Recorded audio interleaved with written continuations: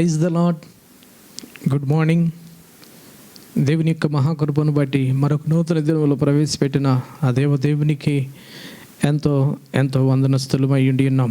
రండి, ఉదయకాల సమయంలో ప్రభు మాటలను ఆలకించినట్లుగా, ప్రభు కార్యాలను మన జీవితాలలో మరి జరిగించినట్లుగా, వాటిని గుర్తించినట్లుగా పరిశుద్ధాత్మ దేవుడు మనకి సహాయము చేయాలని ప్రార్థిద్దాం. ప్రార్థన. దయగలిగిన మా తండ్రి, నీకు వందనాలయ్యా. ఈ ఉదయకాల సమయంలో మాతో మాట్లాడాలని, నన్ను మమ్మల్ని బలపరచాలని, నీ పరిశుద్ధాత్మ కార్యాలు మా జీవితంలో జరిగించినట్లుగా, వాటిని మేము అనుభవించినట్లుగా మీ కృపా సహాయమును మాకు దయచేయమని యేసు నామములో ప్రార్థిస్తున్నాము తండ్రి, ఆమేన్. ఈరోజు మన యొక్క అంశము యెహోవా నీవు నాకు దీపమై ఉన్నావు అని. ఈ మాటలు మనం 2 సమూయేలు గ్రంథము 22వ అధ్యాయము 29వ వచనం మనం చూసినట్టయితే, యెహోవా నీవు నాకు దీపమై ఉన్నావు, యెహోవా చీకటిని నాకు వెలుగుగా చేయము. ఈరోజు నీవు కూడా ఈ ప్రార్థన లేదా ఈ మనవి చేయగలిగితే ఎంత బాగుండును. ఆయన నీకు దీపముగా ఉండాలని ఆశిస్తున్నాడు. అంటాడు యోహాను సువార్త 1వ అధ్యాయంలో, నేను లోకమునకు వెలుగునై ఉన్నాను. ఆ వెలుగు లోకములో ప్రకాశిస్తుంది కానీ దానిని గ్రహించకుండా ఉంటున్నారంటాడు. ఆయన లోకానికి వెలుగై ఉన్నాడు, అంటే దీపమై ఉన్నాడు. నరుని ఆత్మ యెహోవా పెట్టిన దీపము.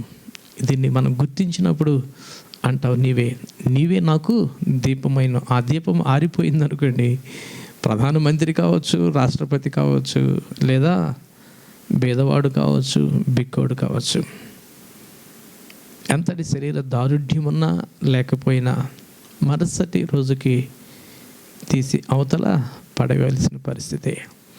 ఆ దీపము ఉన్నంతసేపే ఈ దేహమునకు విలువ. ఆ దేహములో ఈ దీపం ఆరిపోతే ఎందుకు పనికిరాదు. మరి ఆ దీపము యెహోవాయే అని నువ్వు గుర్తించగలిగితే నేను ఆ ప్రార్థన తప్పక మనం చేయగలుగుతాం. ఆయన మన దీపాన్ని వెలిగించినప్పుడు మన జీవితాలు వెలుగుమయముగా చేయబడతాయి. ఆ దీపం వెలిగించటానికి నేను ఇష్టపడినప్పుడు మరి తద్వారా ఇంకా మన చీకటమైన బ్రతుకులను ఆయన వెలుగుమయముగా చేయగలుగుతాడు. మానవులందరూ ఆయన సృష్టిలో ఉన్న భాగమే కనుక మరి ఎవరు ఆయనను గుర్తించి ఆయన ఆత్మకు చోటిస్తారో వారిని కూడా ఈ లోకానికి వెలుగుగా దీపంగా చేస్తాడు. అంత మాత్రమే కాకుండా వారిని కాపాడతాడు. ఇక్కడ దావీదు మాట్లాడే మాట మనం గమనించినట్టయితే, దావీదు గురించి మనం చూసినప్పుడు, యెహోవా నాకు దీపమై ఉన్నావు, యెహోవా నా చీకటిని నీవు వెలుగుగా చేయవా. చీకటిని వెలుగుగా చేస్తాడా? లేదా? తప్పక చేస్తాడు. వెలుగుంటే చీకటి ఉండదు. చీకటిని మనం పారద్రోలాలంటే అక్కడ వెలుగు చేత నింపబడాలి. అప్పుడు చీకటి అనేది ఉండదన్నమాట. మనం ఎప్పుడైతే దేవుని ఆత్మకు చోటిచ్చినప్పుడు ఆరిపోయిన దీపాలను ఆయన వెలిగించే దేవుడు. ఆయన వెలిగించినప్పుడు మనలో ఎంత మాత్రం కూడా చీకటి అనేది ఉండదు. ఆయన వెలిగిస్తే మనకు, మన కుటుంబానికి, మన సమాజానికి కూడా మనము దీపాలుగా దేవుడు మనం చేయాలని ఆశిస్తున్నాడు. ఒకానొక పర్యాయము దావీదు యుద్ధానికి వెళ్ళినప్పుడు సొమ్మసిల్లిపోయినప్పుడు, ఆ సొమ్మసిల్లిన సమయంలో శత్రువులైన ఫిలిష్తీయులు దావీదు సొమ్మసిల్లిన విషయాన్ని గుర్తించి గొలియాతుకు సంబంధించిన సంతతి వాడైనా లేదా వారికి సంబంధించిన వ్యక్తి దావీదు సొమ్మసిల్లినట్టు చూసి అతన్ని చంపటానికి తన దగ్గర క్రొత్త కత్తి తీసుకుని వస్తూ ఉంటే అది గుర్తించిన అభిషేక్ అనే వ్యక్తి అతన్ని వెళ్ళి చంపుతాడు. ఈ మాటలు మనం చూసినట్లయితే 21వ అధ్యాయము మనకి 15, 16, 17 వచనాల్లో మనకి మాటలు కనబడుతూ ఉంటాయి అన్నమాట. ఆ గొలియాతుకు సంబంధించిన వ్యక్తి ఆ క్రొత్త కత్తి తీసుకుని అతను చంపడానికి ప్రయత్నం చేసినప్పుడు 17వ వచనం మనం చూసినట్టయితే, శ్రీకుమారుడైన అభిషేక్ రాజును ఆదుకొని ఆ ఫిలిష్తీయుని కొట్టి చంపెను. దావీదు జనులు దీన్ని చూసి ఇజ్రాయేలుకు దీపమగు నీవు ఆరిపోకుండానట్లు నీవు ఇక మీదట మాతో కూడా యుద్ధమునకు రావద్దని అతని చేత ప్రమాణము చేయించిరి. చూడండి, ఇజ్రాయేలుకి దీపం అంట. యెషయా కుమారుల్లో కడసారి వాడు, తృణీకరించబడిన వాడు, రాజుగా మాత్రమే అభిషేకించబడడం కాకుండా మరి దావీదుకు ఎన్నో ఎన్నో అర్హతలను, యోగ్యతలను దేవుడు అనుగ్రహించినాడు. ఒక యాజకుడుగా, ఒక ప్రవక్తగా, రాజుగా, దేవుని సేవకుడుగా, దేవునికి ఇష్టడుగా. ఇక్కడ అంటాడు, ఇజ్రాయేలుకి దీపమై ఉన్న నీవు అయ్యా ఇక మీదట నీ యుద్ధానికి రావద్దు, నువ్వు ఆరిపోతే ఇజ్రాయేల్ పరిస్థితి ఏమిటి అని చెప్పేసి మాట్లాడతాడు.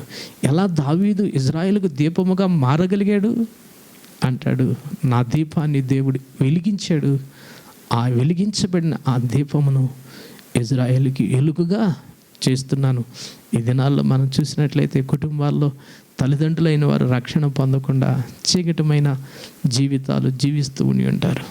వారు జీవించిన దౌర్భాగ్యపు జీవిత పరిణామాలు, పరిస్థితులు తమ బిడ్డల మీద ప్రభావితం చేసి అకాల మరణాలు చెందటానికి, అపాయాల్లో పట్టబడటానికి, ఆపదల్లో చిక్కబడటానికి వారి యొక్క పాపమే వారి కుటుంబాలకు శాపముగా మారుతూ ఉంటుంది. ఇవి ఒక్కసారి మీరు లోకములో మరి అబ్జర్వేషన్ చేసినట్లయితే, గమనించినట్లయితే ఇవి మీకు అర్థము కాగలుగుతాయి. ఏ నేరము, ఏ పాపము చేయని ఆ బిడ్డల మీద ఆ శాపము మోపబడి తల్లిదండ్రుల యొక్క శిక్ష, ఆ యొక్క దోషము వారికి శాపముగా మారుతుంది. అదే తల్లిదండ్రులైన వారు రక్షణ పొందితే బిడ్డలకి నీవు గొప్ప ఆశీర్వాదాన్ని అందించగలిగిన వ్యక్తిగా ఉంటావు. నీవు దేవుని రాజ్యానికి వారికి బాటలు వేసే వ్యక్తిగా ఉంటావు. నువ్వు రక్షణ పొందితే నీ బిడ్డకి ₹1,00,00,000 ఆశీర్వాదానికి హక్కుదారుడుగా చేసిన వ్యక్తిగా కాగలుగుతావు. అదే రక్షణ పొందకపోతే నీవు శాపానికి వారసుడిగా చేసిన వ్యక్తిగా ఉండగలుగుతావు. ఇక్కడ దావీదు రక్షణ పొందిన వ్యక్తి. తన దీపం ఒక పర్యాయము ఆరిపోతుంది, పడిపోతుంది తన గుడారము. ఆ పడిపోయిన గుడారాన్ని తిరిగి మరలా కట్టుకోవటానికి దేవుడు అవకాశం ఇస్తే ఆ అవకాశాన్ని ఏం చేశాడు? సద్వినియోగపరుచుకున్నాడు. సాకులు చెప్పలే, అయ్యో నేను జారిపోయాను కదా, నేను పడిపోయాను కదా, నేను తొలగిపోయాను కదా, ఇక నన్ను వదిలేయి అని చెప్పేవాళ్ళు లేరా ఈ లోకంలో? ఎందరో ఉన్నారు. అయ్యా నేను తొలగిపోయాను కదా, జారిపోయాను కదా, మార్గం విడిచిపెట్టాను కదా, ఇక నన్ను వదిలేసేయ్యా, మీ బ్రతుకు మీరు బతకండి, నేను దేవుని ఎద్దుకు రాలేను అని చెప్పేసి తమను తాము సాకులు చెప్పుకుంటూ సమాధికి లేదా సాతానికి చోటిచ్చి తద్వారా జీవితాలను అస్తవ్యస్తముగా చేసుకునేవారుగా ఉండి ఉంటారు. కానీ దావీదు అలా చేయలే. అయ్యో నేను బాధ పెట్టాను కదా, నేను దుఃఖ పెట్టాను కదా, నన్ను బట్టే కదా సాతాను దూషించటానికి హేతువు కాబడినా కదా అని బుద్ధి లేనివాడినని తన పొరపాటును ఒప్పుకుని తన పాప స్థితిని, తన స్వభావం ఎక్కడి నుంచి వచ్చిందో గుర్తించి నేను తల్లి గర్భములోనే పాపములో పుట్టినవాడిని చెప్పేసి ఆ పాపమును చీల్చి చెండాడి ఆ పడిపోయిన గోడారాన్ని తిరిగి కట్టుకోవడానికి దేవుడు కృపనిచ్చాడు. ఆరిపోయిన దీపాన్ని దేవుడు మరలా వెలిగిస్తానంటే నన్ను వెలిగించయ్యా, నన్ను వెలిగించు, మరలా నేను మార్గము తొలగిన వారికి నీ క్రియల గురించి నేను వివరిస్తా, నా ఎత్త నుంచి నీ ఆత్మను తీసివేయవద్దు అని చెప్పేసి 51వ కీర్తనలో దావీదు రాస్తూ ఉంటాడు. మార్గము తొలగిన వారికి నీ మార్గాలను నేను వివరిస్తా, బుద్ధి లేక నేను ఇలా చేశాను, నన్ను క్షమించు అని చెప్పేసి అడిగాను అని, పొందుకున్నానని ఆ విషయాలు తెలియపరుస్తాడు. ఆయన దీపము వెలిగించబడింది కనుక ఆ దీపము ఆయన శత్రువులకు అప్పగించకుండా ఫిలిష్తీయుల చేతికి అవకాశం దొరికినా తన దగ్గర ఉన్న సేవకుడైన అభిషై, ఆ సెరూయా కుమారులో ఒకడు ఏం చేశాడు? దావీదుని ఆదుకొని ఆ శత్రువుని అంతమొందించాడు. ఆ తదుపరి ఆ చివరి అదే అధ్యాయంలో చివరి మాటలు మనకు కనబడుతూ ఉంటవి. 21-22 వచనాల్లో, ఇజ్రాయేలులు తిరస్కరించుచుండగా దావీదు సహోదరుడైన షిమియాకు పుట్టిన యోనాతాను అతనిని చంపెను. ఆ నలుగురు గాతులోనున్న రెఫాయిలు సంతతి వారైన దావీదు వలన అతని సేవకులను హతము చేసి దావీదు వలనను అతని సేవకులను అతడు అంతమొందించెను. రెఫాయిలు సంతతికి సంబంధించిన వ్యక్తి దావీదును కొట్టి చంపడానికి ఫిలిష్తీయులు పక్షముగా నిలబడితే వారిని చంపడానికి అతనికి దావీదు తప్పించి అభిషేక్ అతన్ని చంపినాడు. కనుక మరి నీవు నేను కూడా రక్షించబడితే నీ కుటుంబానికి ఒక దీపం లాంటి వాడివి. దీపాన్ని వెలిగించి ఎక్కడ పెడతారు? కొంచెం క్రింద మంచం కింద పెడతారా? పెట్టరు కదా. అనేకులకు వెలిగించినట్లుగా దీపస్తంభం మీదనే పెడతారు. నువ్వు రక్షించబడ్డావంటే నీ ఇంటికి నువ్వు ఒక దీపము, నీ సమాజానికి ఒక దీపము, లేదా నువ్వు పనిచేసే చోట ఒక దీపములాగా దేవుడు నిన్ను చేయాలని ఆశిస్తున్నాడు. మరి ఆ దీపం యొద్దకు అనేకులు వస్తారు, అనేకులు వచ్చుదురంటాడు ప్రభు. మన గురించి అంటాడు, మీరు దీపములనియు అని సంబోధించి మాట్లాడుతూ ఉంటాడు. మనల్ని దేవుడు అనేకులకు వెలిగివ్వటానికి, అనేకులకి ఆశీర్వాదకరంగా దీవెనకరంగా ఉండటానికి ప్రభు మన పట్ల చేస్తున్నాడు.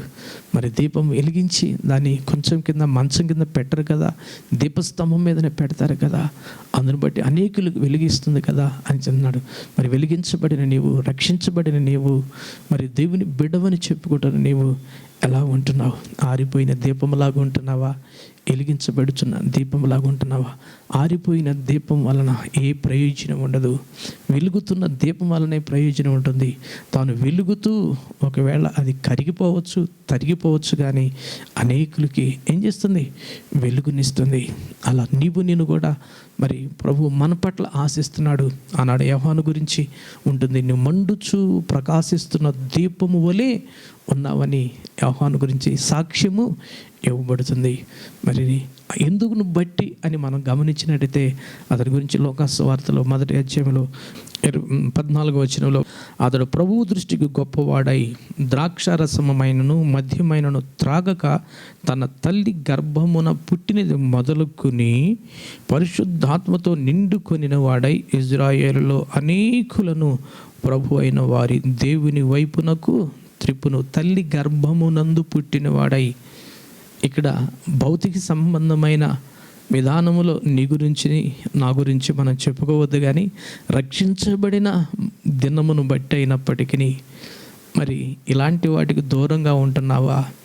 మద్యమైనను ద్రాక్షారసమైనను త్రాగక, అపవిత్రమైన వాటిని ముట్టక, అపవిత్రమైన వాటి యొద్దకు వెళ్ళక ఉండగలుగుతున్నావా అన్నాడు. అలా వాటికి దూరంగా ఉంటూ ప్రభు దృష్టికి గొప్పవాడై ఏం చేస్తున్నాడంట?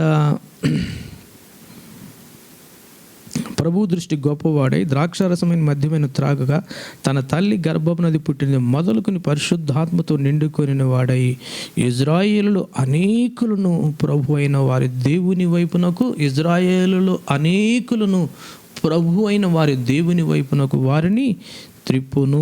మరియు అతడు తండ్రుల హృదయమును పిల్లల తట్టునకు, పిల్లల హృదయమును తండ్రుల తట్టునకును, అవిధేయులను నీతిమంతుల జ్ఞానము అనుసరించుటకు, అవిధేయులు నీతిమంతుల జ్ఞానమును అనుసరించుటకు త్రిప్పి ప్రభు కొరకు ఆయత్తపడి ఉన్న ప్రజలను సిద్ధపరచుటకై ఏలియా యొక్క ఆత్మయు శక్తియు గలవాడై ఉండిను అని రాయబడుతుంది.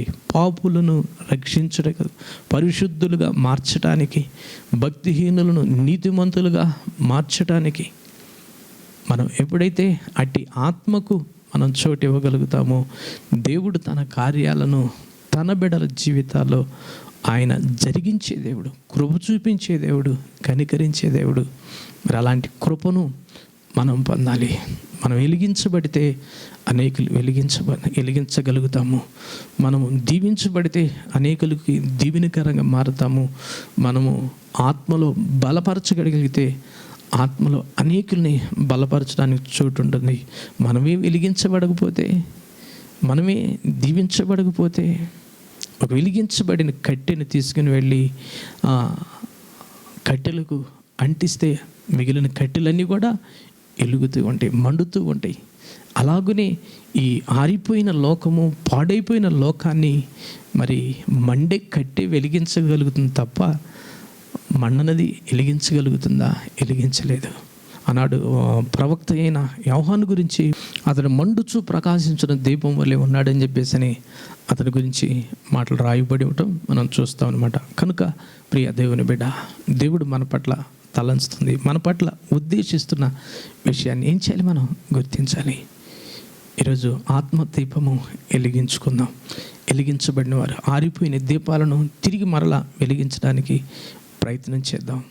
అలా వెలిగించడానికి ప్రయత్నం చేసినప్పుడు ఆయన తప్పక వెలిగిస్తాడు. తొలగిపోయిన వారు, తొట్టిల్లిపోయిన వారు, జారిపోయిన వారిని ప్రభు అంటున్నాడు, రండి నా యొద్దకు, నేను మరలా మీకు కావలసిన శక్తిని, సామర్థ్యాన్ని నేను మీకు ఇస్తానని చెప్పేసి ప్రభు తలస్తున్నాడు.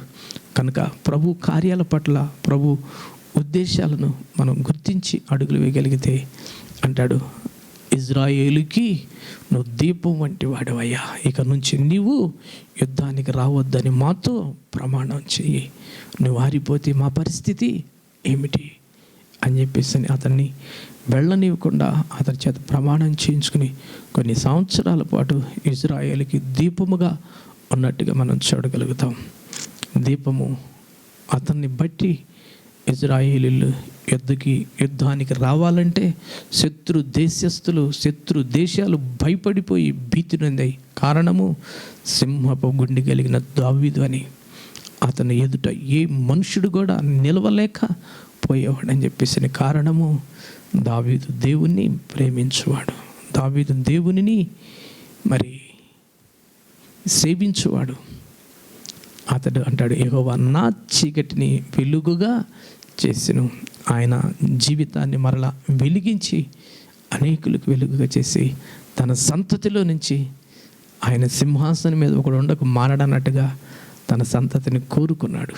ఇది దావీదు సింహాసనం అని ప్రభు పేరు పెట్టి దావీదు సంతతిలో నుంచి ప్రభు అయిన క్రీస్తుని ఈ లోకానికి రక్షకుడుగా అనుగ్రహించినాడు. మరి మన జీవితాలలో కూడా రక్షించబడితే ప్రభు ఆత్మ నీలో నివసిస్తుంది. నీవు నీ కుటుంబానికి దీపముగా, నీ సమాజానికి వెలుగుగా ప్రభు చేయాలని ఆశిస్తున్నాడు. అట్టి కృప దేవుడు నీకు దయచేయును గాక. ఆమేన్. పరిశుద్ధుడా, నీకు వందనాలయ్యా. నీ నామములో ప్రభువా మమ్మల్ని మీరు దృష్టించండి. నీ పరిశుద్ధాత్మ కార్యాలను మీరుగా జరిగించండి. ఆనాడు దావీదు గురించి ఆయన చెప్పబడిన మాట, ఇజ్రాయేలులకు నువ్వు దీపం వంటి వాడు అని సెలవిచ్చేవయ్యా. దావీదు ప్రార్థించాడు, యెహోవా నాకు నువ్వు దీపమై ఉన్నావు, నా చీకటిని వెలుగుగా చేయమని ప్రార్థించాడయ్యా. ఈరోజు మరి మేము నాయనా నువ్వు లోకానికి వెలుగై ఉన్నావు, ఆ వెలుగు చేత మమ్మల్ని కూడా నింపి మాలో ఉన్న చీకటిని పారదోలి అయ్యా వెలుగు సంబంధులుగా చేసి నీ బిడ్డలాగా నీ ఆత్మచేత ముద్రించి నీ పరిశుద్ధాత్మ కార్యాలు జరిగించమని యేసు నామములో ప్రార్థిస్తున్నాము తండ్రి. ఆమేన్. ఈ కార్యక్రమం వీక్షించిన మీ అందరికీ కూడా క్రీస్తు నామములో నా హృదయపూర్వకమైన వందనాలు. దేవుడు మీకు తోడై ఉండును గాక.